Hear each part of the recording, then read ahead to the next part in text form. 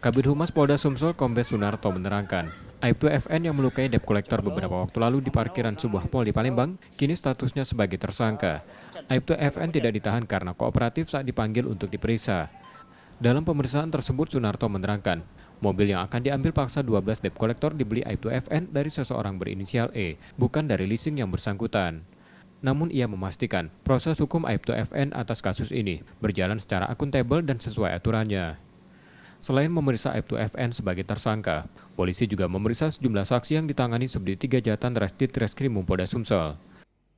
Akan segera dilakukan gelar perkaranya untuk menentukan langkah hukum selanjutnya. Yang perlu saya tegaskan di sini adalah bahwa penanganan perkara terkait kasus ini, penyidik bertindak bersikap secara profesional, proporsional.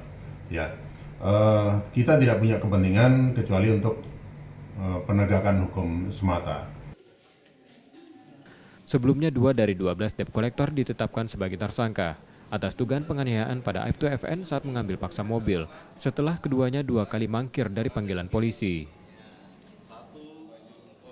Rezky Oktora, Muklas Diferensial, Kompas TV, Palembang, Sumatera Selatan.